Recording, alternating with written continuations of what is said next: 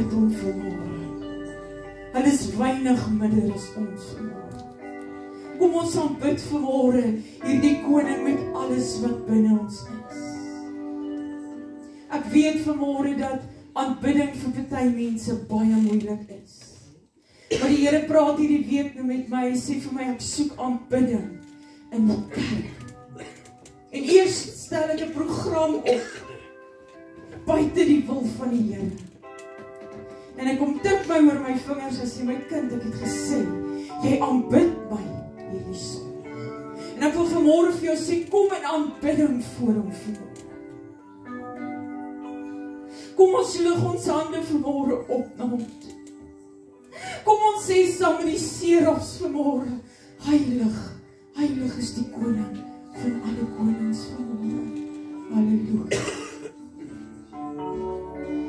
We are coming to this place, gathering his name to worship him.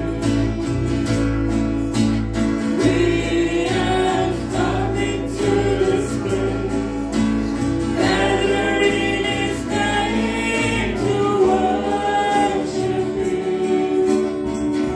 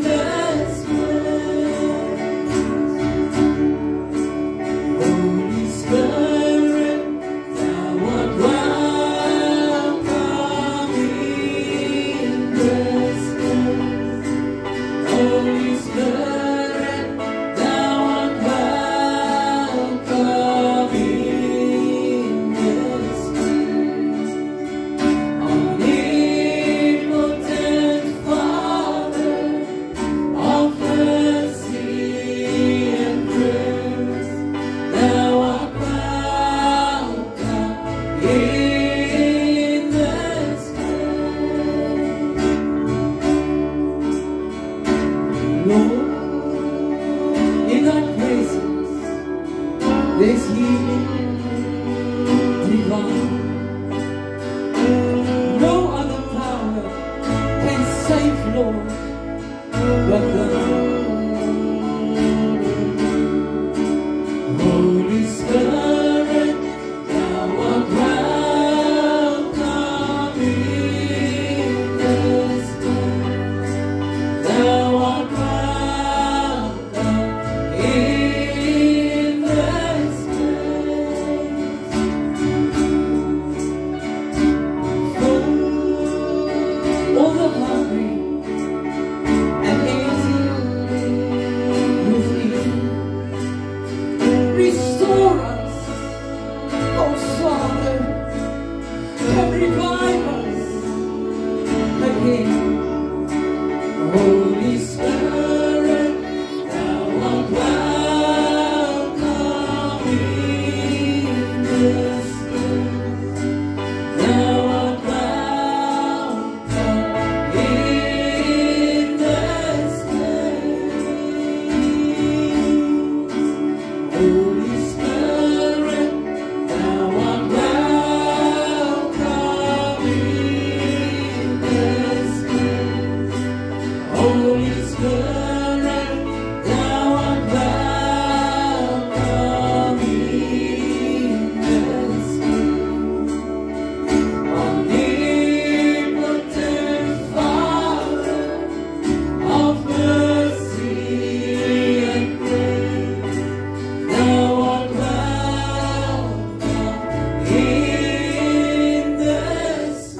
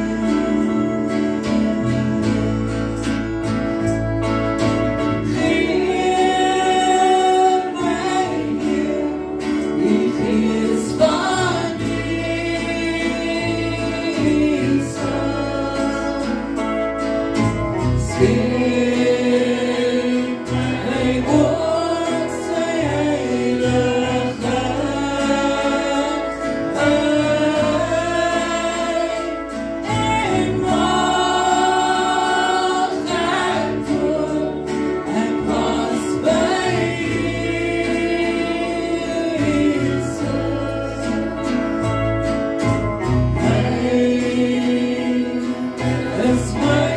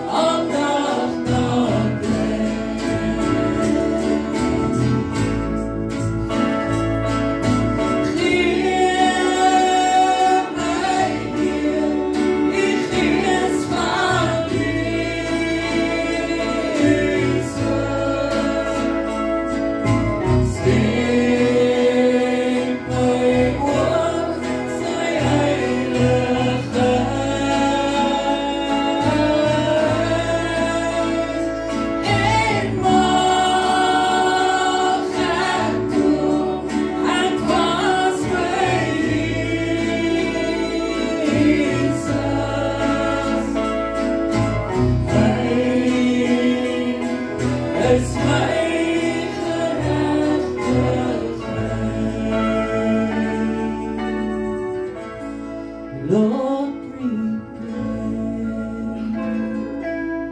to be a sanctuary, pure and holy, tried and true, and with thanksgiving.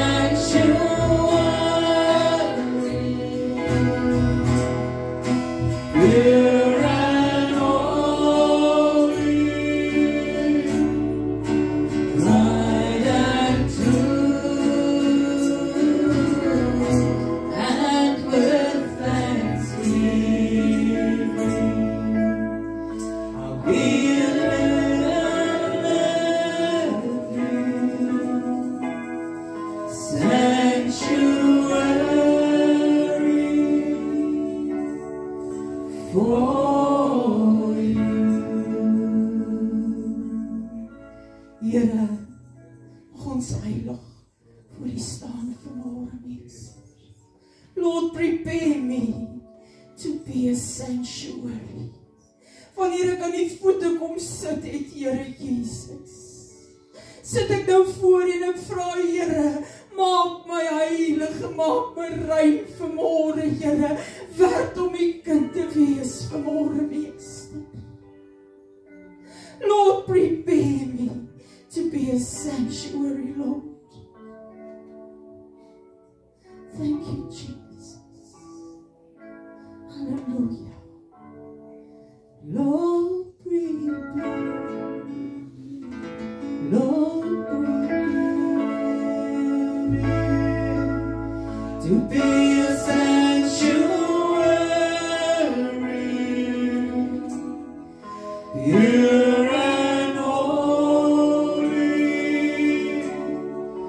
tried and true, with thanksgiving. I'll be a living sanctuary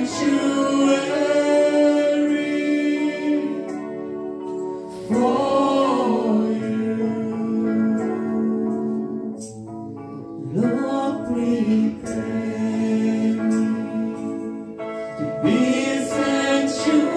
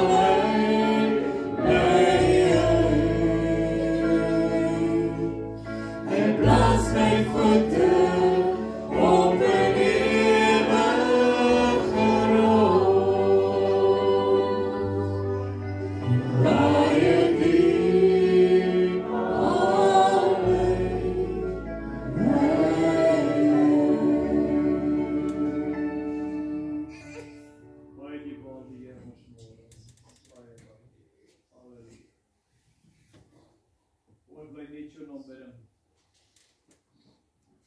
En baie diep die Here elkeen van ons kan uitkom. Ek weet nie of vanmôre onsself bevind, ons kan daaraan dink. Daar was 'n dag die Here jou kom uithaal. Daar is van u wat vanmôre staan waar die Here nog steeds besig is om jou baie diep uit te haal. Een ding, sy hand het jou aan stewig vanmôre in sy hand. Selfs wanneer jy voel die Here het jou verlaat, dan is dit die tye wat hy jou die sterkste en die meeste vashou. Dankie Here vir u liefde. Amen. Amen.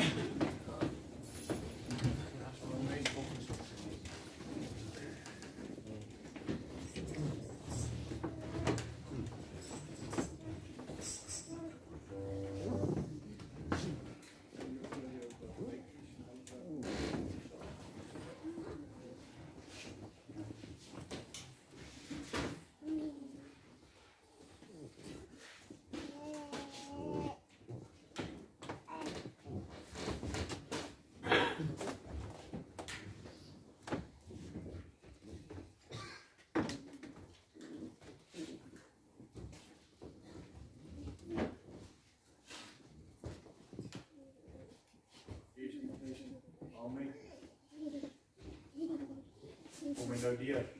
Daar kom en nou, daar gaan hy nou.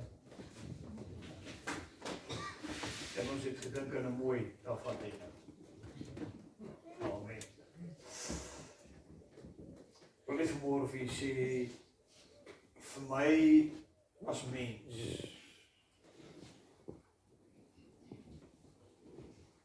leef ek vir hierdie. Ek leef vir Jesus. Nie omdat ek volmaak is, maar juist omdat ek besef hoe onvolmaak ek is en hoe nodig ek die Here in my lewe het. Ek wil vanmôre vir jou sê, daar kom tye wanneer onsself ons knie nerf afval. Maar wie waar nou ek vas wanneer my voete swak word? Want in Spreuke staan, die regverdige val 7 keer, maar die Here rig hom op. Amen. Amen. Die regverdige val 7 keer om hom maak nie, maar die Here rig hom op. En dan beteken dit nou nie, nou kan ek gaan tel hoeveel keer kan ek val. Dis nie wat die skrifgedeelte beteken, dit beteken in die volmaaktheid van God, die 7 getal volmaaktheid, sal God my behou te midde van my foute. Die Here sal my optel in volmaakte, al sou ek val. Maar dan mag een ding nooit by ons ontbreek nie, 'n verlange dat Jesus ons ten volle met hom kom eenmaak. En ek wil vra dat u, wat u Bybel saamgebring het, die notaboek, slang vir my na 1 Samuel 3 toe blaai. Want dit is my leidende gedeelte vanmôre. Of u baie welkom sê. Ek wil net gou gesond so vinnige gebed doen. Here, is lekker om my familie te sien wat u voor my sit, maar nou roep ons 'n bietjie nuwe mense op. Amen. Die bank is vol vanmôre.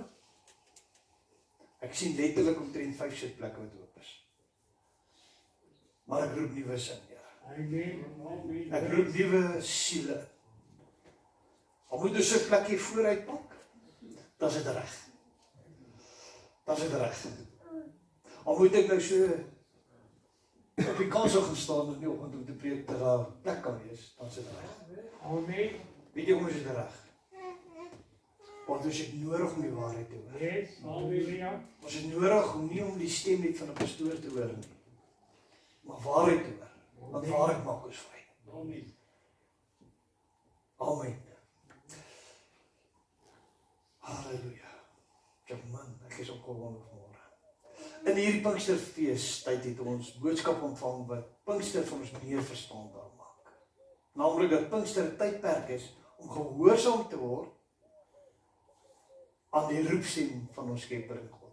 Ek het dit geweldig opgetel in hierdie Pinkster tydperk, in die Gees, die Heilige Gees ons weer terugroep om gehoorsaam te word, want die tyd het min geword.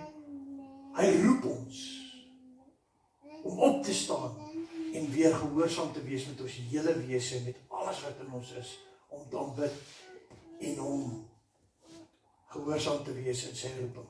Handelinge 1 vers 8. Maar julle sal krag ontvang wanneer die Heilige Gees oor julle kom en julle sal my getuie wees in Jerusalem, sowel as in die hele Judea en Samaria en tot aan die uiterste van die aarde. Ek wil vir julle sê dat wanneer ons besef dat hierdie 3 Pinksterboodskappe, het jy gesien ek het so 'n bietjie die slide verander. 3 Pinksterboodskappe van God roep jou. Toe ek hierdie boodskappe gekry het by die Heilige Gees, het ek nie eens besef dat God 'n Pinksterplan het met hierdie 3 boodskappe nie. En soos die Pinkstertyd gevloei het, ek besef dis 'n Pinkster roeping in hierdie 3 boodskappe. Sy roepstem breek tromdeure. Geroep of geparkeer. Geroep by jou naam is die 3 boodskappe wat die Here aanvanklik gegee het. En toe, saam met hierdie 3 boodskappe, God roep jou, was ons bederf met 'n 4de onbeplande boodskap. Hoekom sê ek onbeplande boodskap? Ek het geen sinsplanne gehad om as gasspreker by iemand anders te gaan preek in hierdie Pinkstertyd nie. En letterlik 2 dae voordat ek die Saterdag by die Boskerk aan die kant van die Boupark die boodskap bring, kry ek 'n boodskap. Pastoor, is jy beskikbaar Vrydag of Saterdag om ons 'n boodskap te bring? En ek bel WhatsApp van Marina. Ek sê, Marina, wanneer is jy nie musieksplan reg? Sy sê by ons wil net gou Vrydag aand ons dingetjies net uitsorteer en ons reg vir Saterdag. So die Here ons kom bederf daai Saterdag met 'n boodskap wat die Here vir my kom gee. Hoe lyk die vuur binne jou? Hoe lyk die vuur binne jou? Vandag sal jy dus die reeks Pinksterboodskappe van God roep jou af met die volgende boodskap, geroep by jou naam. En ek wil hê jy moet, wanneer jy na hierdie boodskap vanmôre luister, is daar 2 goed wat ek wil hê, moet jy besef, moet vir jou uitstaan. Wanneer jy by jou naam geroep word, moet jy weet, deur wie word jy geroep, en dat jy vir 'n spesifieke opdrag afgesonder en geroep word.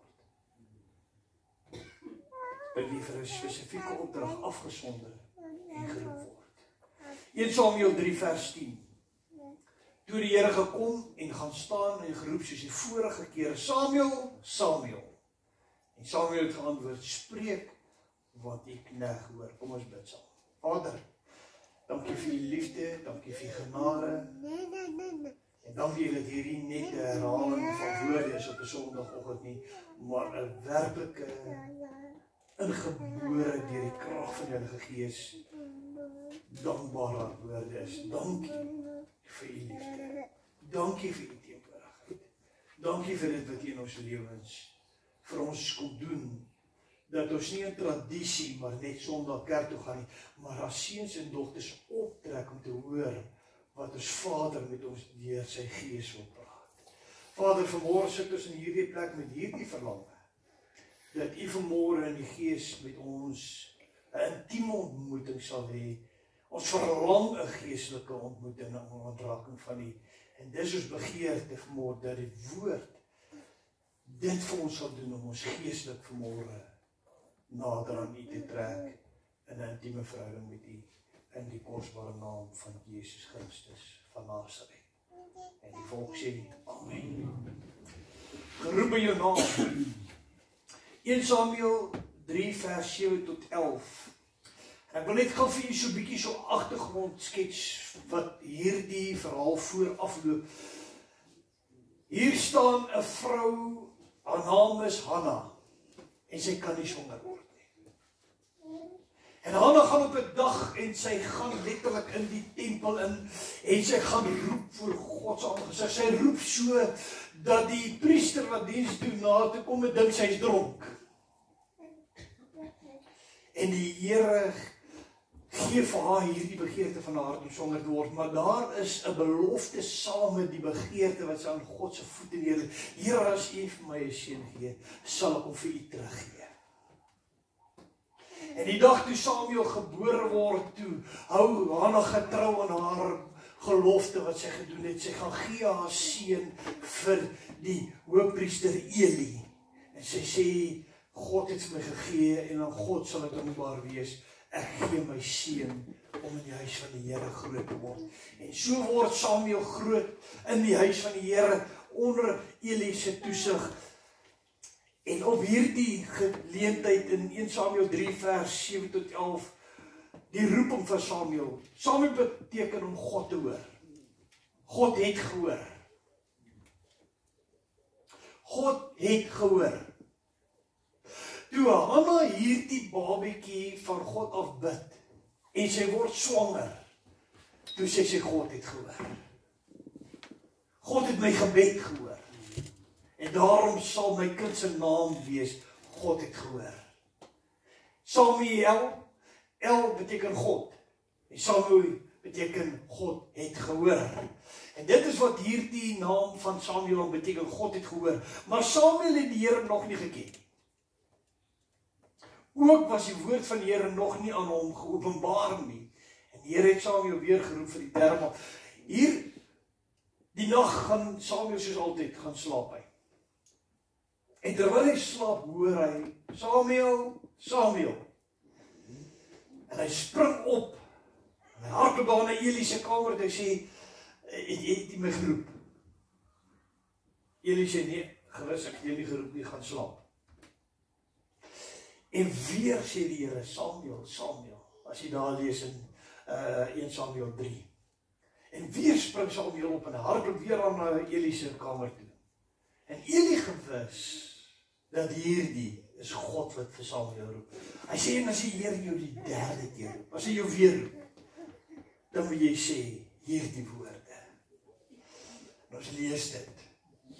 En die Here het Samuel weer geroep vir die derde maal, en hy het opgestaan na Eli, gaan skies, hy het weer na Eli gegaan, hier is ek, want jy het my geroep. Toe merk Eli dat die Here die seun geroep het. Daarom het Here vir Samuel gesê, gaan lê, as hy jou roep, moet jy antwoord, spreek Here, want ek net hoor. Toe het Samuel geloop en op sy plek gaan lê.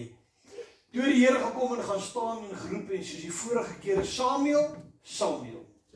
En Samuel het geantwoord, spreek, want ek knegt hoor. En dis die eerste keer wat die woord Hineni in die Bybel opgeskryf was. Want Hineni beteken letterlik, spreek, want die knegt luister, die knegt hoor. Toe die Here aan Samuel gesê, kyk, ek gaan 'n ding doen in Israel, waarvan elkeen wat dit hoor, sy 2 ore sal tyd. Ek gaan 'n ding doen in Israel, waarvan die wat dit hoor, sy ore sal tyd. Ek wil vanmôre vir jou sê, wat die Gees van die Here op my hart lê met hierdie verhaal, van God roep jou by jou naam. Baie keer is daar mense in hierdie lewe wat gebore is, omdat 'n moeder vir jare nie kon swanger word nie. Vir jare voor die Here gelê het en gesmag het na 'n babatjie. En tot op so 'n punt dat die ma voor die Here staan. Ek onthou my broer se vrou staan die nag, sy kan nie swanger word nie, 12 jaar, wat sy nie, ek dink is 12 jaar onder korreksie, wat sy nie kan swanger word nie. En maar ek weet dit was 'n hele paar jaar wat sy nie kan swanger raak en sy staan, ek dink is op Nuwejaarsdag aanstaan, sy op die balkon en sy sê, Here, ek smag ook. En die Here sê van volgende jaar hierdie tyd sal jy 'n seentjie hê. En so word klein Logan gebore. En van kleintyd af het hierdie jong seentjie liefde vir die Here. En so wil ek vir julle sê vanmôre, net soos Hannah geroep het na die Here, is daar moeders wat roep, Here, wat van my? En ek wil vanmôre vir jou sê, moenie ophou roep nie. Want God is 'n God van wonderwerke. Maar jy moet ook aan die Here weet, dat dit wat die Here vir jou in die vrug van jou skoot kom gee, as 'n ou klein babietjie moet jou begeerte wees, Here, hierdie kind moet meer vir U 'n vreugde wees as vir my. Hierdie kind moenie gebore word omdat ek 'n begeerte het om 'n baba te hê nie, maar dit moet 'n begeerte wees dat ek wil vir die Here in my vrees van my verhouding met God 'n kind grootmaak wat eendag die vrug sal dra van my gebed. Here, roep my kind nog voordat U hom vir my gee. Die Here het gehoor. Hierdie was 'n gebed wat God geantwoord nog voordat daarna swanger geraak het. Het God geweet wat is sy plan met Samuel. En so het ons baie keer Samuel in ons lewens, mamma, pappa, vaders, julle wat julle kinders groot maak. Wat is jou visie vir jou kind? Waarna toe vat jy jou kind? Wat is jou begeerte vir jou kind? En as ek hierdie vraag vanmôre vra, dan is dit uitsluitlik oor hierdie spesifieke gedagte wat ek in my hart reeds koester. Jou kind gaan jou teleurstel, maar jou visie in God moet vas staan. Jou kind gaan jou teleurstel want hy's 'n mens, maar jou visie vir jou kind in God moet vas staan. Jy mag nooit dat jou kind se optrede jou gedagtes na 'n plek vat dat jy iets negatiefs spreek oor jou kind. Jy moet in alles jou kind sien as 'n mens, want jou kind is nie volmaak nie, maar God wat volmaak is, het 'n volmaakte plan en jou gedagtes moet by die volmaakte plan bly en nie by die onvolmaaktheid van jou kind se optrede nie. Want as jy kan jou oog wegvat van die einddoel, en jy kan die swakheid van jou kind sien en jy kan jou kind begin afkraak of jou kind begin sleg sien of begin sê ek het so lank gebid en ek het so vir hierdie kind voor die Here gelê en nou sê hy hierdie groot teleurstelling. Dan wil ek vanmôre vir jou sê, dan is jou visie nie meer uitverkoop soos Hanna wat gesê het, Here, as jy my 'n kind gee, sal ek hierdie kind vir U teruggee. En sy het letterlik gegaan en om die tempel gaan sit en omgedraai en weggestap. Vir 'n oomblik, wat ek hier met hierdie sien, 'n ma wat nie kan swanger word nie, wat smag na 'n babatjie, wat dadelik daai babatjie wegneem. Want sy is van God meer getrou vir wat God met hy kind gaan doen, as wat sy met hy kind kan doen. En die vrug van haar gehoorsaamheid bring hier die gedeelte waar God eendag sê, Samuel, ek wil jou stuur om iets in hierdie land te doen, dat hulle oor is altyd.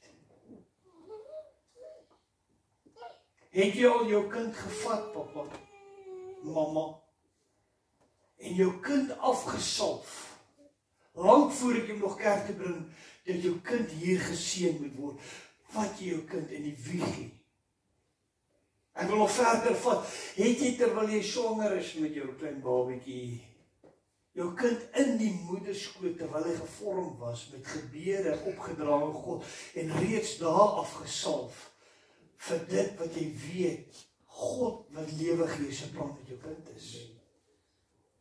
God gee lewe. Nie net omdat God wil hê ons moet vermeerder en ons moet maar net doelloos op hierdie aarde rondswerf en daar is, weet jy wat, ek weet nie eintlik wat om met hierdie 7 biljoen te doen nie. Hulle is so baie, ek weet, God het vir elkeen van hierdie 7 biljoen mense op hierdie aarde plan. Want in die eerste plek, wil ek jy met vanmôre so in jou vat. Wat het jy aan jouself? Dan sê hierdie woorde, want ek gaan vir jou nou sê wat hierdie woorde beteken, maar sê hierdie woorde. Ek het gewen. Wie wat het jy gewen? Jy het die grootste resies van jou lewe gewen. Jy het oor die 5-6 miljoen gehardloop die daardie dag, om eerste by die eierselletjie te wees, om 'n baba te word, om geboorte te word. het jy gewen. Jy was nie maar daai dag gewen nie. As een ander een voor jou daar was jy nie gewees. Dis jy weer die koers. As nie een ander boet jou sussie voor my daar was ek jou bal in. Ek het gewen. Die grootste reisies gewen van my lewe. En dan kom die vyand nadat jy gebore is en wil jy kom vertel vir die volgende jare wat kom dat jy sal misluk. Never. I was born for a purpose. I was born to be a winner.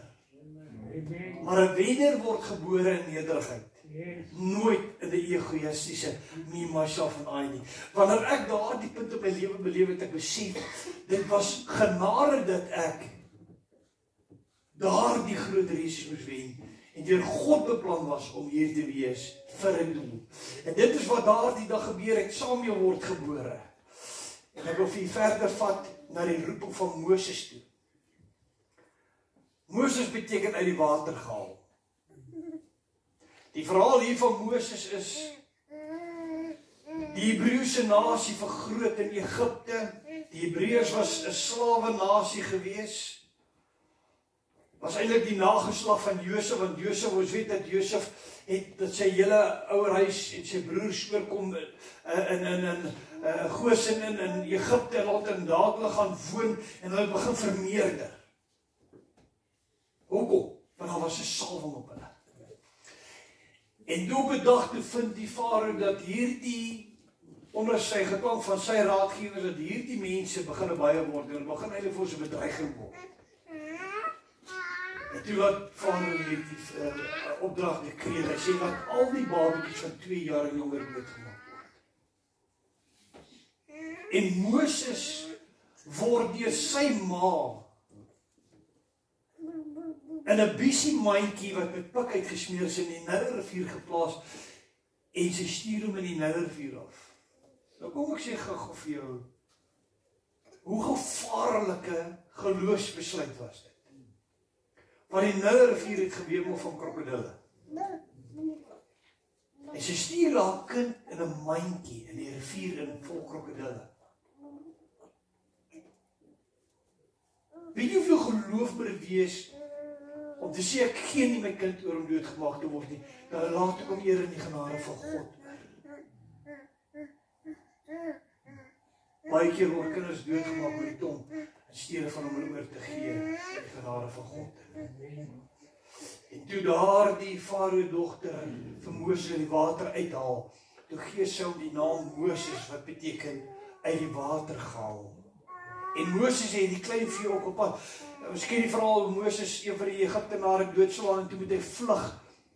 En hier waar Moses wat sy bevind, vind hy vir Jethro en Jethro gee sy dogter Sipora vir Moses as vrou en Moses het by haar kinders en hy begin 'n skaapwagter te word. Ver verwyder van in die menslike oog van wat God se plan was. God haal hom uit die Nylrivier uit en skielik bevind Moses hom baie ver van God se plan af. Baie keer sê jy jouself vind, maar ek het begin. Die Here het met my 'n plan, die Here het met my 'n doel, die Here het my geroep vir 'n taak.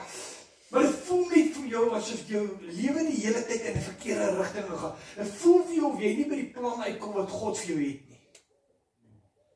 Of jy sê as God jou geroep het, maak nie saak waar die lewe jou wil vat nie. Jy sal altyd terugkom na die plek toe waar God se roepstem op jou lewe is.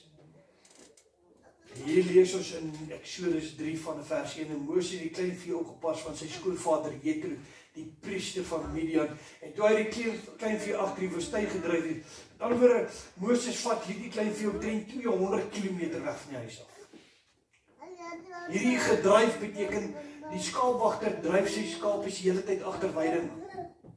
Nomadiese samelewing, hulle gaan die hele tyd agter weiding aan. En so terwyl Moses vir sy skape weiding soek, het hom later 200 km van die huis af bevind. Kom hy by die berg van God by Horeb. Daarom verskyn die engel van die Here aan hom in 'n vuurvlam uit 'n doornbos. En toe hy weer sien brand die doornbos en die vuur maar die doringbos word nie verteer nie. En soos enige goeie Jood,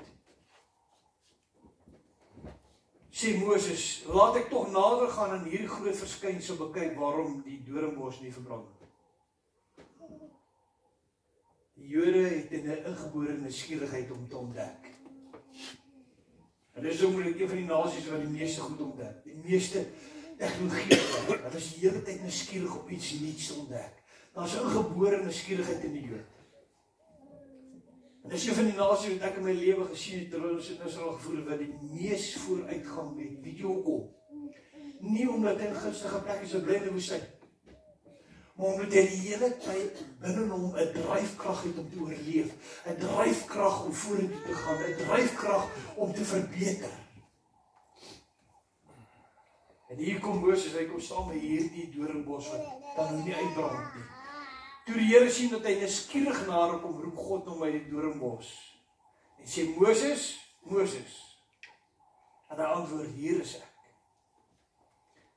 Hy sê, moenie nader kom nie, trek jou skoene van jou voete af, want die plek waar jy op staan is heilige grond.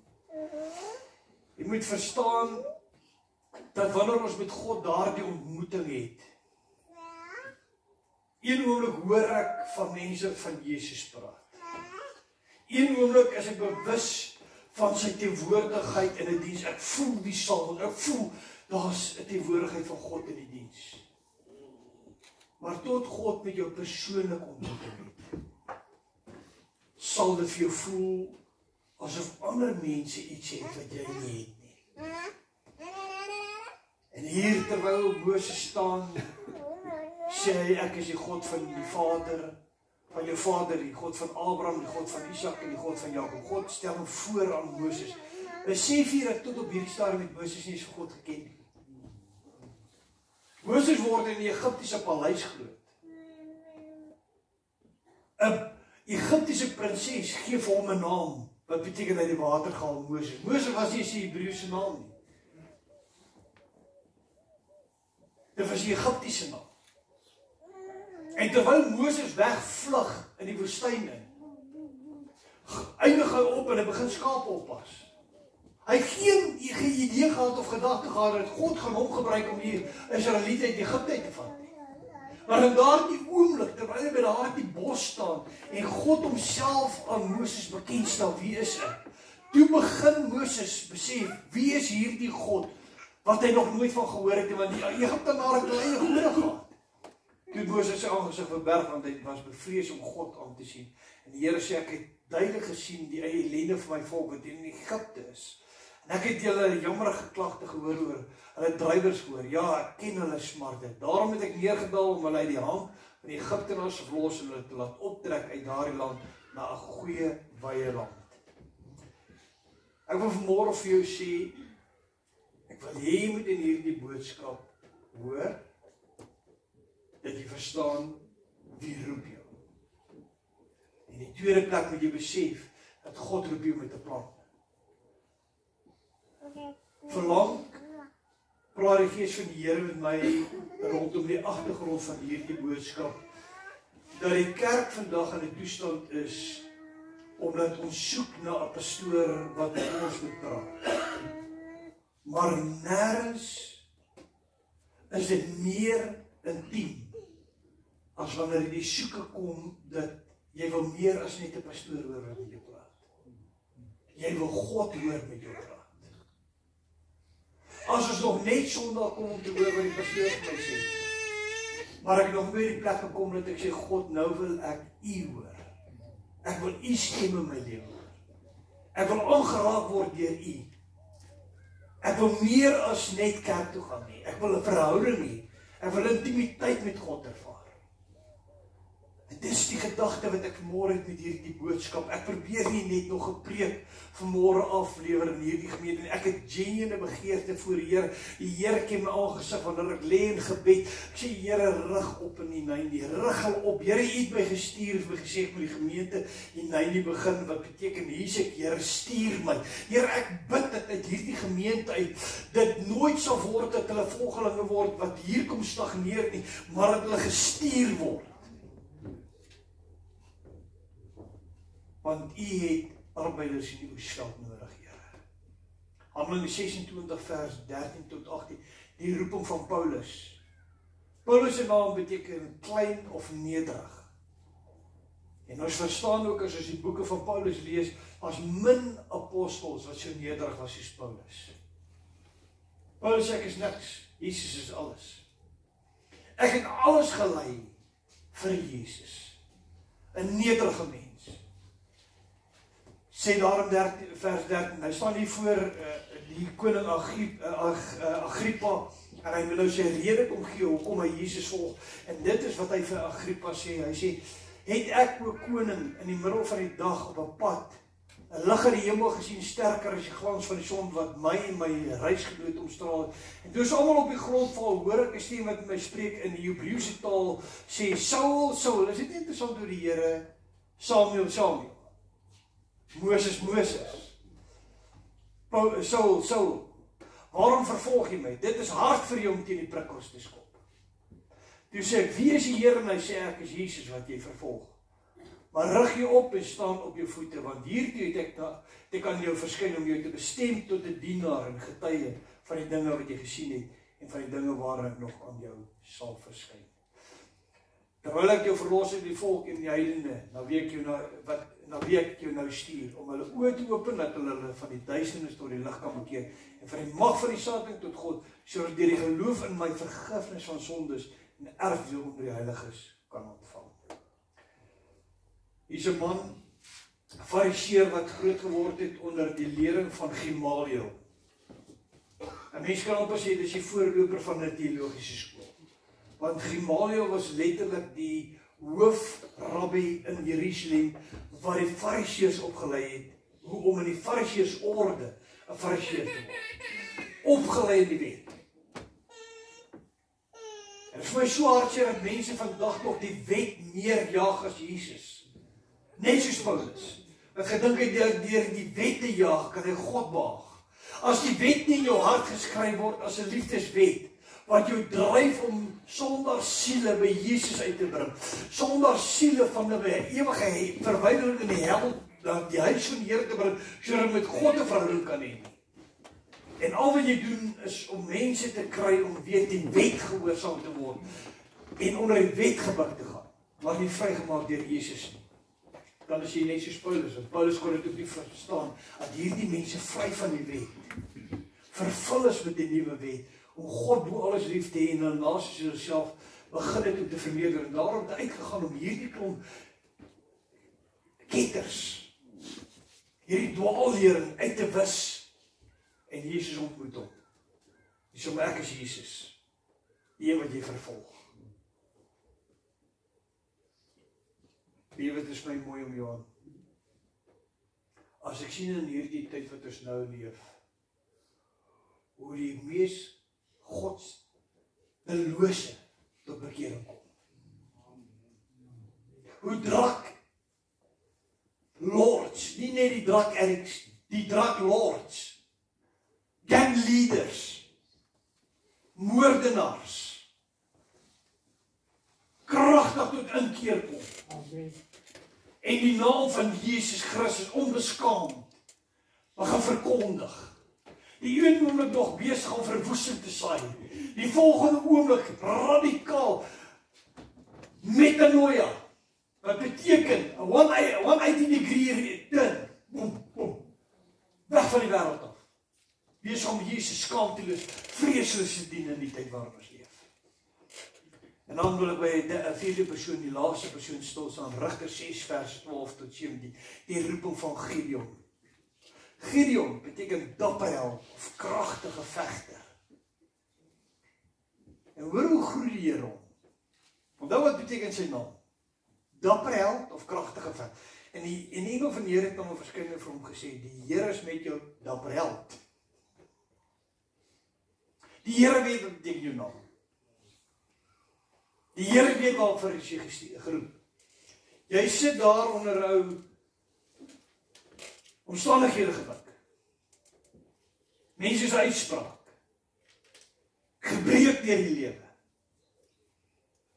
Maar die Here sien jou nie in daardie toestand nie. Hy sien jou in wat hy jou voorroep. Hier is Gideon, besig om te kla by die dorsvloer.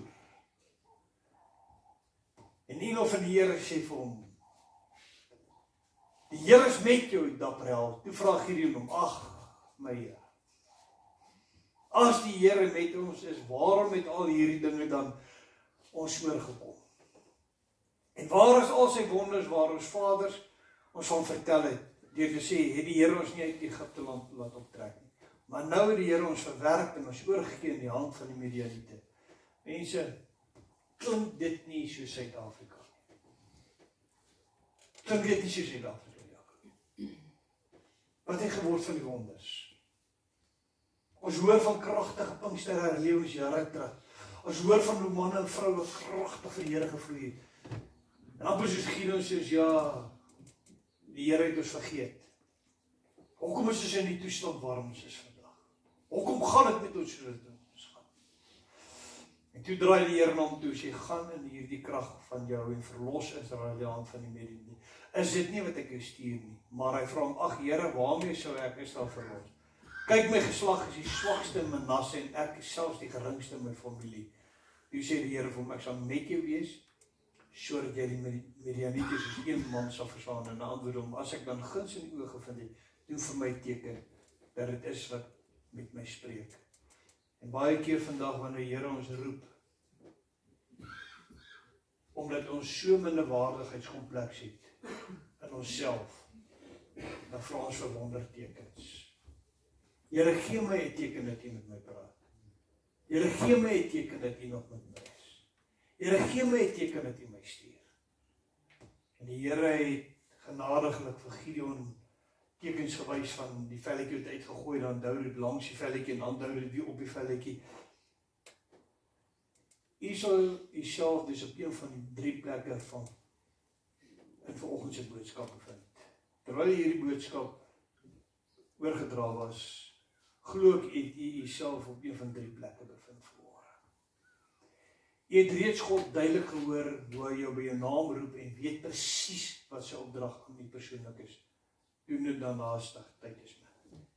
Maar vanmôre vir jou sê, as jy hier sit, en het voel amper asof die boodskap nie met jou praat nie. Kan of jy sê, hoekom voel die boodskap of hy nie met jou praat nie? Omdat jy reeds hierdie woord al hoeveel keer gehoor het. Jy het reeds gehoor hoe God jou roep. Jy het reeds 'n persoonlike ontmoeting met God gehad, net soos Moses, net soos Samuel, net soos Gideon. Maar vir jare sit jy geparkeer. En wag jy vir een of ander wonderteken wat moet plaasvind, wat nou uiteindelik vir jou sê, dis nou die tyd. Staan op. Het die Here se stem gehoor. Het sy opdrag gekry, gaan doen dit. Hoekom langer sit en langer wonder, wanneer gaan die dag wees, wat ek nou vir Here iets gaan doen, terwyl jy dit reeds gehoor het, reeds 'n opdrag gekry het. Die antwoord vanmôre lê nie die pastoor se woord met jou beroer en jou vurige, amper ek wil amper sê 'n vuur weer binne jou kom aan sê, dis tyd om op te staan, want die vuur het God reeds lankal vir jou 'n opdrag beloof en vir jou gesê, staan op en gaan doen wat hy vir jou gesê het jy moet doen. Tweedens, jy smag na sy stem en om sy opdrag vir jou te hoor, soos hierdie persoon in vanoggend se boodskap dit by God self gehoor, dan moet u nou aandagtig luister na wat God se woord met u gaan deel vanoggend. Gaan so gedeelte met u deel vanmôre, as jy vanmôre sit en jy daai smagting om God se stem te kan hoor en 'n boodskap te kan gaan uitdra. En dan derdens, eers vanoggend in hierdie diens, want die uur is nou dat u net soos Samuel, Moses, Paulus en Gideon duidelik by God opdrag gaan ontvang om te gaan uitvoer. Van die wat vanmôre sit, is so op die punt om God se stem duidelik te hoor, soos wat Moses het gehoor het, soos wat Samuel het gehoor het, soos wat Gideon het gehoor het, soos wat Paulus het gehoor het. Ek glo dis 'n uur van opstaan en iets kragtigs onder God se salwing en roeping in val 3 te gaan doen, wat op die punt is om te gebeur. Ek glo in my hele hart en my hele wese, ons staan op hierdie oggend op die vooraand van iets wat so groot in die Valdriehoek gaan gebeur dat hulle oorrig gaan tyd. Amen. Ek glo dit met my hele hart, ek glo dit met my hele wese. Weet jy hoe glo ek dit? Nie omdat ek iewers net in myself 'n geheime opdrag van God gekry, waar ook al ek in die Valdriehoek beweeg, onder 'n gesalfdes, onder manne en vroue wat God waarlik dien, hoor ek hierdie een ding, iets groots gaan gebeur, en dit gaan skielik gebeur, en dit gaan binnekort gebeur. Binnekort gaan dit gebeur. Hoor wat ek vir jou sê.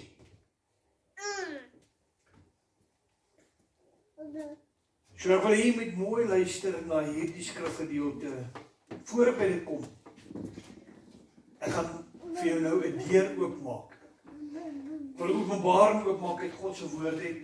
As jy vanmôre in hierdie plek sit, en jy het 'n smagte om vir God iets te doen, maar dit is asof iets jou terughou. Dit is asof daar 'n deur is wat jou toehou. Dit is asof daar iets is wat jou vashou.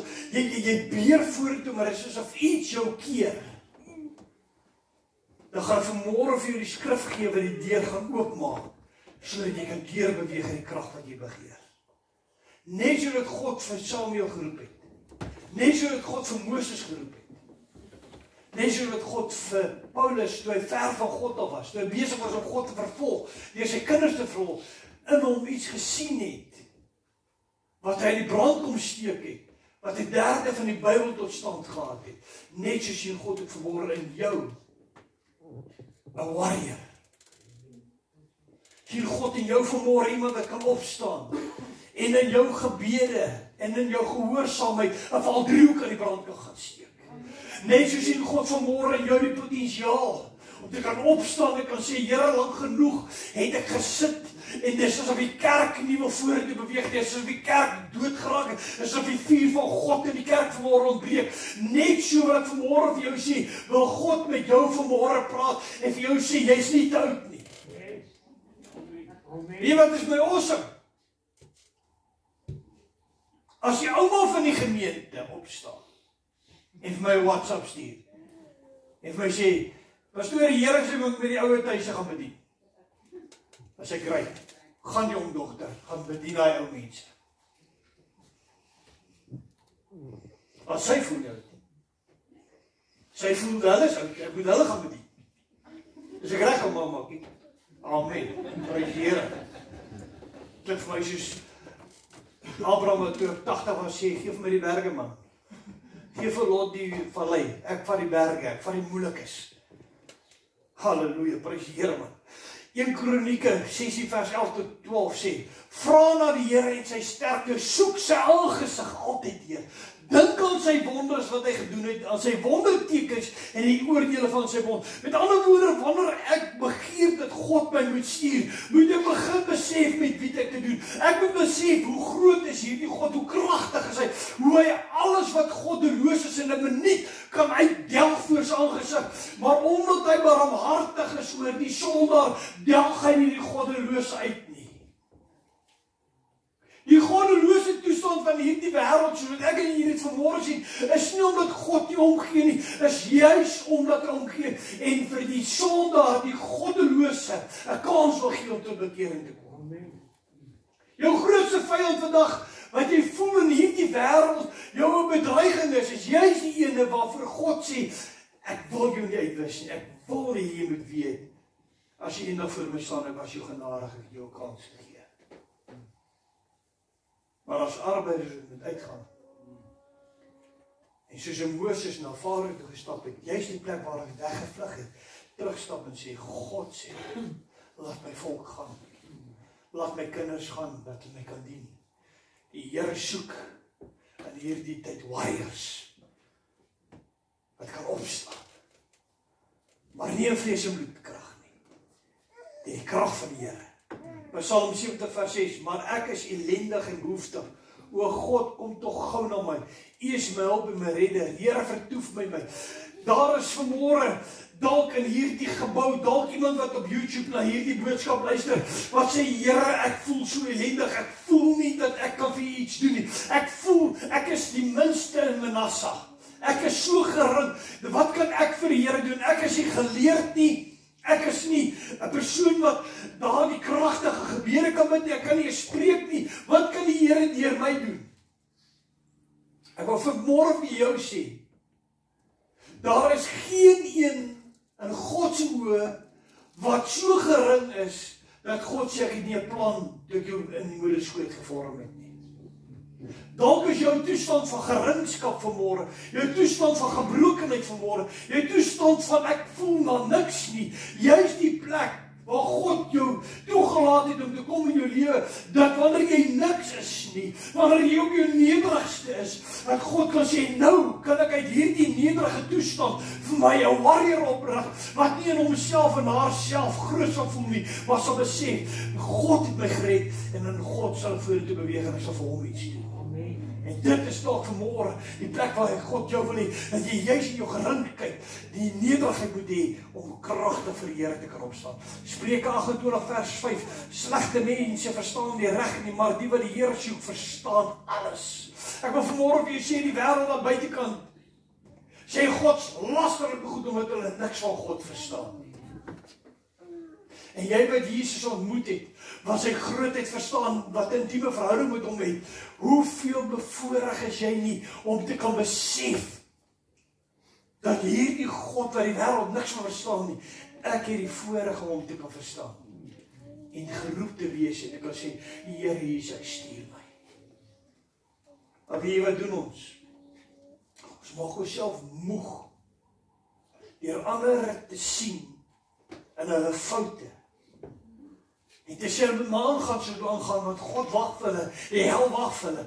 Inteendeel, om te sê, Here, I will not let myself be filled with critic. I will not let myself be filled with negativity. I will stand up as a warrior. I will stand and move like a warrior.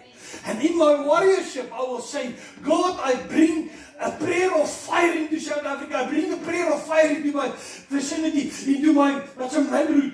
Please, Lord, shape them, clean them, and bring them into purity of holiness, so that I can know who Jesus Christ is.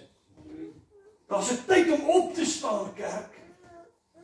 Daar's 'n tyd om op te staan en op te hou wag vir die pastoor om die vuur te bring. Daar's 'n tyd wanneer die Here sê, ek gaan die pastoor so 'n bietjie uit die prentjie uithaal, want jou oog is soveel op die pastoor. Ek wil hê jy moet by die vuur opstaan, want ek het jou by die naam geroep en jy het 'n roeping. Gaan doen dit en doen dit haastig. Want die tyd is nou.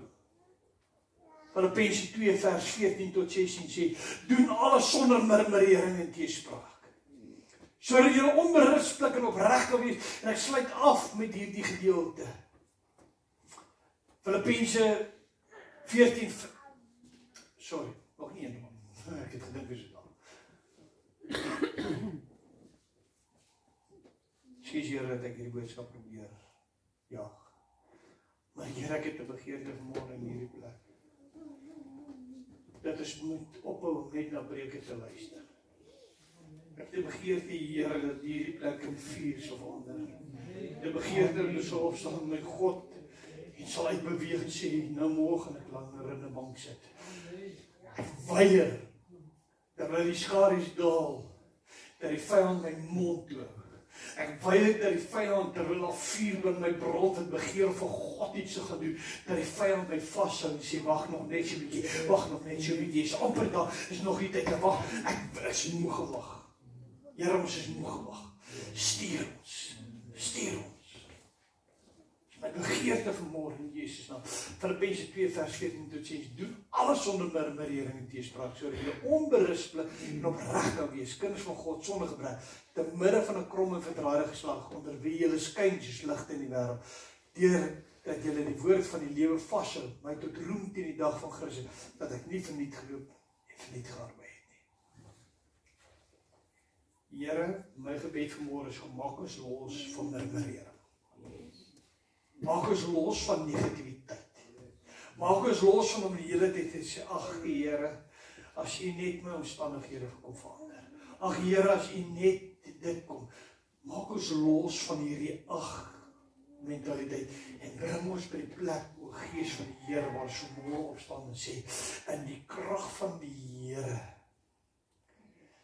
dankie vir 'n nuwe dag om die vuur van God aan my werksplek te gaan leef. Dankie vir die vuur van God in my huis. Dankie vir die vuur van God waaroor ek kan beweeg. Gee my 'n siel om van U te vertel. 1 Korintiërs 10 vers 3 tot 11. En almal dieselfde geestelike spys geëet het en almal dieselfde geestelike drank gedrink het, want hulle het gedrink uit die geestelike, dis nou die laaste gedeelte. 1 Korintiërs 10 vers 3 tot 11. En almal het dieselfde geestelike spys geëet en almal dieselfde geestelike drank gedrink. Ek wil vanmôre weer sê, almal hoor, alle kinders van die Here hoor die preke. Almal drink uit dieselfde woord uit. Almal drink van dieselfde fontein, Jesus Christus. En verraai wat? Hulle almal van dieselfde fontein gedrink, van dieselfde geestelike spys geëet. Want hulle het gedrink en uit 'n geestelike rots het gevolg het en die rots was Jesus Christus. Maar God het in die meeste van hulle geen welbehaag gehad nie. Welgeval gehad, want hulle is neergeslaan in die woestyn. En hier is my verskriklike hartseer gedeelte. Dat toe ek hierdie gedeelte lees ek, toe sien ek die kerk van vandag. Almal hoor dieselfde preke. Almal drink uit dieselfde fontein, Jesus Christus. Maar die meeste kinders of Christene word neergeslaan in die woestyn van omstandighede. En ek gaan nou vir jou oopmaak presies wat maak of jy oorwinnaar is en of jy neergeslaan is. Luister aandagtig wat ek nou met u gaan deel en plaas jouself vanmôre op die weegskaal. En hierdie dinge was voorbeelde vir ons. Dat ons nie begeerig moet wees na slegte dinge soos hulle begeerig was nie. En wees ook nie afgode dienaars soos sommige van hulle was nie. Soos geskryf is, die volk het gaan sit om te eet en te drink en opgestaan om te speel.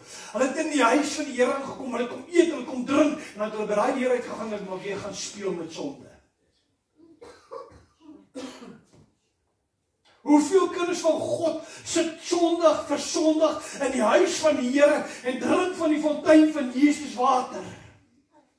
Sit sondig vir sondig in die huis van die Here en eet van die brood van die lewe. Dan stap hulle met daardie deur uit, hulle gaan speel met God se genade. Hulle gaan speel weer met sonde. Hulle gaan terug na hulle sondige begeertes en hulle sondige gewoontes toe. En daarom lê die meeste van die kerk vandag neergeslaan in die woestyn van omstandighede. Ek wil vir julle vanmôre sê, word wakker en word haastig wakker, kind van God. En laat ons nie hoereer soos sommige van hulle gehoereer het. Matteus 5 vers 27 tot 28 sê, as jy na 'n vrou kyk om haar te begeer, het jy reeds oorspel gepleeg. Dis waar. Voor jy te val sê, dis waar. Of amen sê. Sê Here vanmôre eindig.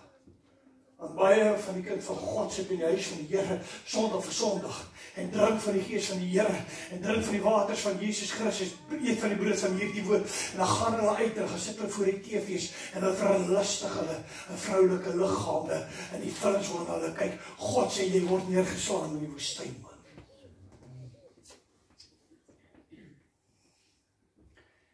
En laat ons Christus nie versoek. Matteus 4 vers 7 sê, liewe, dan versoek ek God, want ek met sy genade speel. Wanneer ek hier uitstap, voel die vuur van God op my lewe, en ek gaan terug en gaan doen my sonde. Ek gaan speel met sy genade, en vanaand, dan wil ek 'n sondagsgebed is, nog Here vergeef my vir wat ek vandag gedoen het, maar jy lieg man, môre gaan jy dit weer doen. Môre gaan jy dit weer doen. Het geen berou nie. As geen bedroefdheid in jou siel oor die sonde van hierdie wêreld nie. Want baie van die kinders van die Here binne die kerk het so deel geword met hierdie wêreld en sy sondigheid, dat hulle nie meer onderskei kan word tussen wie is kind van God en wie is in die wêreld nie. Sit in dieselfde beskoopsale, kyk na dieselfde gemors. As sonde van ons kerk toe gaan. En ek wil vanmôre wees, as hierdie woord te swaar is, be my guest, daar's baie kerke wat ligter boodskappe preek. Hulle gee dit maatskappe weg. As dit reg. As ek my kerk moet leeg preek om ek die waarheid preek, dan is dit reg. Want ek wil vanmôre weer sê, ek preek nie omdat ek jou wil seer maak nie.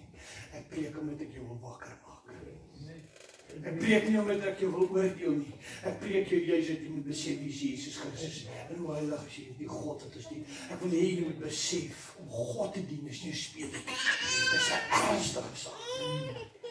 Net wie jy gedink het, ja, ek sou 21 gepreek vanmôre, jy didn't see the fire coming. En moenie murmureer soos ook sommige van hulle gemurmureer het nie. Hulle het deur die verderwer omgekom. Hou op om in die oggend op te staan en sê, ag Here, ek moet werk toe gaan. Ag Here, begin vier wees man. Want jy weet met 'n volk gebeur wat gemurmureer het die hele dag geklag het en die hele dag negativiteit as neergeslaan in die woestyn om nooit die beloofde land in gegaan. God stuur deur Moses 12 verspieders om die gebied te gaan verken. 2 kom terug.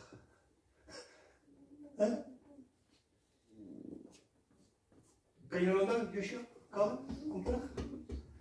Sê nee, man, hierdie is 'n Sondagmiddag van 'n hardloop met ons God en ons hand daar loop ons hierdie bende storm. 10 kom terug. Nee, soos 'n klein springkantjies teen hierdie reus wat gaan ons smash. As die Here ons net 'n groter weermag gee, as net sterker wapentuig gehad het, as net meer voorbereid was, dan kon ons dalk hierdie stryd gewen het. 2 manne sê gee hulle vir ons man. 2 sê nee, ons is sprinkane. Die vraag vanmôre, het jy 'n warrior mentality of het jy 'n sprinkaan mentaliteit? Ek sê dit, het jy 'n warrior mentaliteit of het jy 'n sprinkaan mentaliteit? Solank die vyand jy soos 'n sprinkaan laat voel, gaan jy soos 'n sprinkaan lewe en wag om getrap te word. Maar 'n warrior staan op en sê, met my God, gaan ek blinde storm. Gee my die voorste liniespan.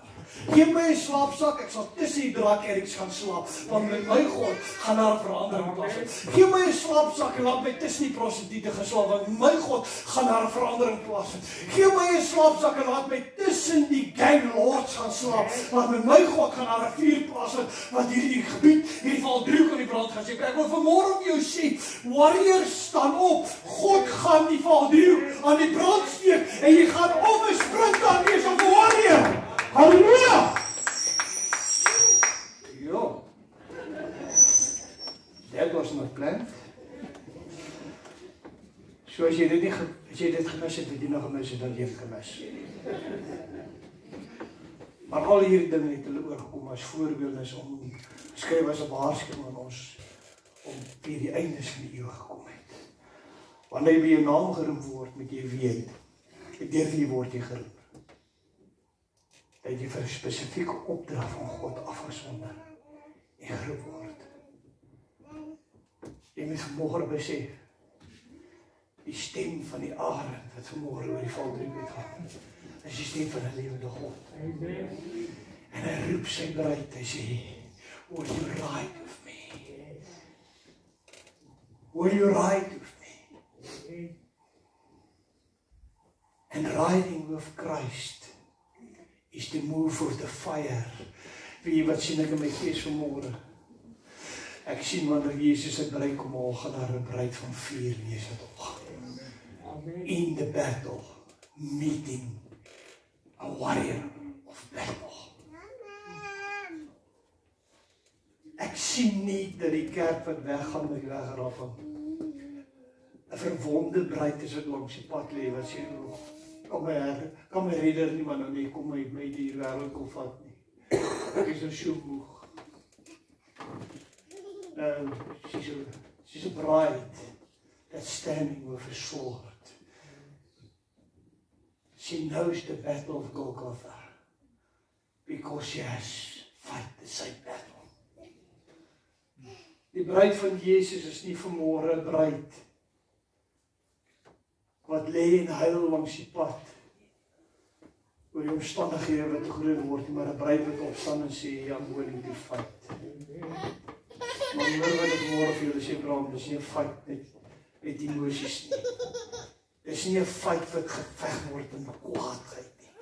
Dis 'n stil geveg van ek staan op and I know who's my Lord. Ek weet wie Jesus en ek gaan saam met hom fight. En ek wil môre vir jou sê, as jy nog nie vir Jesus ontmoet het in hierdie gebou nie, en jy hoor nog net mense van Jesus praat, wil ek vanmôre vir jou bid, moenie kerk toe kom nie, asseblief, ek vra jou mooi, as jy nog nie van Jesus gehoor het nie, jy ken hom nog nie, moenie kerk toe kom nie. Moenie kerk toe kom nie. Ek sê dit nie een keer, ek sê dit elke maal as ek vir mense wat vir my sê, ek sien nie die sin om kerk toe te gaan nie, as ek moenie kerk toe gaan nie. Weet wat moet jy doen? Gaan in jou binnekamer in, want net jy alleen is, en dan sê jy hier die woorde, as u 'n God is wat werklik is, ontmoet my hier in my kamer. Ontmoet my, so that when I get up, nothing will be able to stop me anymore. Weet jy hoekom? As 'n verskil om kerk toe te gaan en die Here te dien om jou pa en ma vir jou sê met die Here nie. Of jou oupa grootjie, of jou ouma grootjie, of jou ouma sê vir jou met die Here nie. Wanneer jy self ontmoeting met Jesus gehad het, en nou kan niks nie stop nie, want nou beweeg jy nie omdat mense jou emosioneel op sweep nie. Hierdie boodskap is nie om jou emosioneel op te sweep nie, hierdie boodskap is om jou wakker te skik en te sê, I have met this Christ, I know him and I'm going to fight with him, because nothing is going to silence me anymore. Amen. Ek gaan opstaan. En ek gaan na hierdie skrifgedeelte wat ek met jou vanmôre gedeel het. Ek wil hê, vat een skrifgedeelte saam met jou vir Bybelstudie, 1 Korintiërs 10. Vat het saam met jou huis. Gaan maak jou woorde, gaan lees aandagtig. Die gevaar van as ek in murmurering bly, as ek in sonde bly, as ek in al hierdie goeders bly, maar ek verwag God met my stuur. God sê, gaan in die woestyn, gaan ek val en gaan bly lê. It's time to get up. Get holy. Ontmoet God. Word die rom in die brand gesteek. En hoor hoe hy jou naam noem. En vir jou sê, stuur. Ek stuur jou met 'n opdrag. Wat is jou opdrag vanmôre? Het jy 'n opdrag gekry van God af? Kan ek vanmôre dit waag, sonder enigiemand in 'n hoek te plaas? Kan ek vanmôre die hande sien, wie het al God se stem gehoor, en presies gehoor waarvoor God jou stuur? Wie van julle het? Prys die Here. Julle lieg, man. Wie moet ek lieg? Want hoekom sit net jy hierso? Waar is die mense wat die Here jou gestuur het om te gaan haal? As die Here jou opdrag gegee het, waar is die resultate?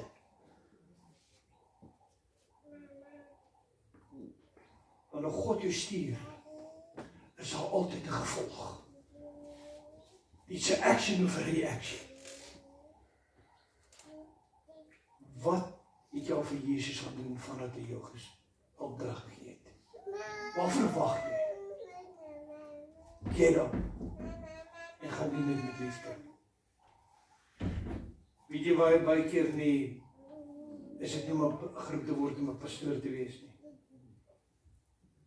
Wie wanneer is dit vir my baie mooi, of een van die mooiste, wanneer iemand opstaan en sy eie huis in orde gaan kry.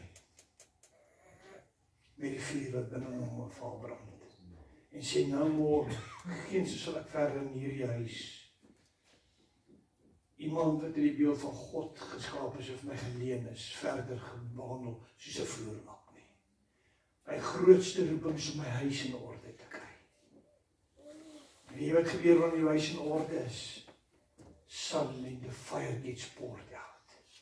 And you all get full of the Holy Spirit. And then you go and you ignite the world outside. Die hartseerste is wanneer 'n pastoor so op God gefokus is en op 'n gemeente dat hy sy eie vrou verlaat. En die vuur binne haar of binne hom gaan dood. We so easily follow strange fires.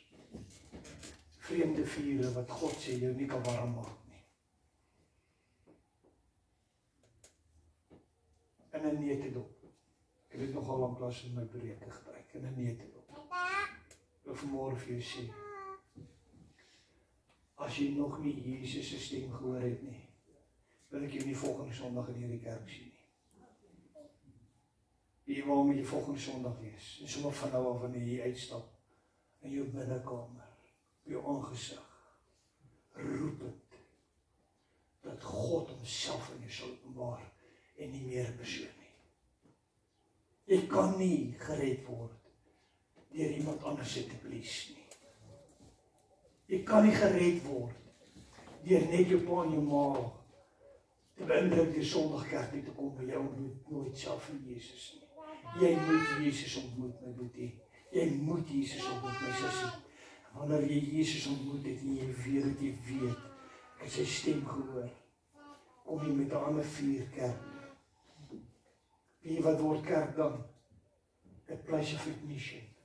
Dis hier waar ons mekaar in die brand kom steek. Jy weet wat dan gebeur dan, my boetie. As Jan hier wegtrek en hy begin dan koordans hier rondspring. Dan sit ek nie daar, wat gaan met daai ou na? Dan dink ek, Here, ek voel hom. Ek voel my vuur. Here, ek voel hom. En dan begin jy daar te koordans. So die gang af. Later nie, dat ook allemaal hier is allemaal huis. Want die wêreld kan nie verstaan wat ek nie beleef. Ek praat nie van ligsinnigheid nie. Want daar is baie ligsinnigheid wat vandag in die kerk aangaan. Baie gelag of gevallery. Is nie van God af nie. Ek praat van wanneer God werklik in die gebou beweeg en profete begin opstaan en jy kan voel die vuur van God spreek nou deur hierdie persoon se stem, dan weet jy dat jy weet dis God wat profeties praat. As daar iemand begin te dans, jy voel sommer die psalm, jy voel die persoon se intieme verhouding met God terwyl hy dans, dan weet jy hierdie is nie 'n mens wat show van nie, hierdie is something holy. En dit is iets wat tussen God en 'n mens gebeur. Ek verlang na die dag dat hierdie bediening ek sal kom, waar ons die vlag gaan waai, waar ons gaan kore dans, waar die halleluja soos donderslag gaan klink. Ek verlang na die dag wat die man en die vrou gaan opspring en gaan sê, jy wat daar sit met jou vrou swanger, hy is God sien jou raak, jy moet op bekering kom, jy moet dit haastig doen, want God se vuur is op jou, hy gaan jou besoek in 'n oomblik, wanneer die genade vir jou te min gaan word, jy weet haastig wakker word. Ek verlang daarna, dat hierdie gemeente 'n gemeente van vuur sal wees. Ek verlang na die plek, dat hierdie gemeente 'n plek soos vol vuur sal wees, dat die son daar te bang sal wees om iemand toe te kom. En sy verlang om daai vuur te ontmoet. Dis wat ek verlang. Wie wat is my hartjie van hierdie tydperk? Wie was my hartjie van hierdie Pinkstertydperk? Ek het nie die vuur van God in hierdie Pinkstertydperk gevoel. Praat nie van waar ons in hierdie diens is nie. Praat van ek stap. So op YouTube. Ek sê maar net. Dis of die kerk God se vuur vir iets anders te verkoop het.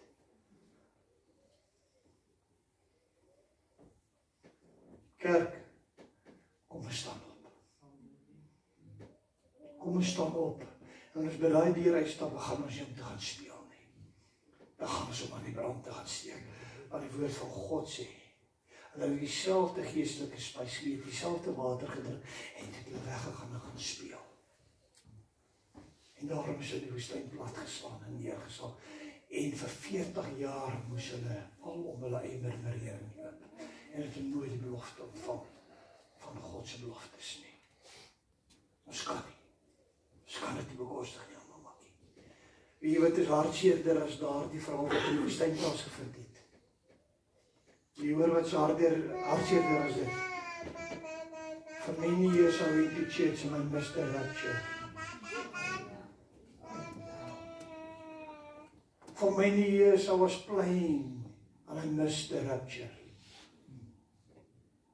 Net soos hulle wat vir baie jare die geestelike spyse gedrink het, die water gedrink het, en nooit die beloofde land ingegaan het nie, en is platgeslaan in die woestyn. Die jou hartjie sal wees, om te weet dat jy weet, jy het nooit 'n diens gemis nie. En jy het 'n wegrapping gemis. Kom ons gaan huis toe, ons gaan speel, nee. Kom ons vat die vuur. Ek het so begeerte dat God sy vuur in hierdie dienste so sal uitstort. Maar ek het geen begeerte om sy vuur in hierdie diens te voel, as ek weet dat hulle wat dit ontvang, stap by daai deur uit, hulle gaan speel met dit nie. Dit is 'n gevaarlike plek om die vuur van God te vat en met dit te gaan speel. Let's get fired. Om daar buite te kan gaan en 'n verskil te maak in 'n gebroke wêreld. Ek voel die saam muis op my, ek kan aanhou en aanhou preek. Kom ons bid saam. Vader, vanmôre is my gebed nie 'n gebed van opgewondenheid nie. My gebed is 'n gebed van verlange vir die vuur. Om in heilige harte uitgestort te wees wat uitgaan en nie gaan speel nie. My begeerte vanmôre is dat die vuur van God binne ons aan die brand sal steek. 'n Begeerte om met alles wat God in Moses gebreek en alles wat my kan wegvat van die belofte waarna ek op pad is, dat ek dit kan ontvang en dat ek dit kan beleef. 'n Bruid wat met 'n swaard gevul met vuur, haar bruidegom wat met vuur kom om wat te kom haal, te kan ontmoet op die wolke. Is my gebed in Jesus se kosbare naam. Amen.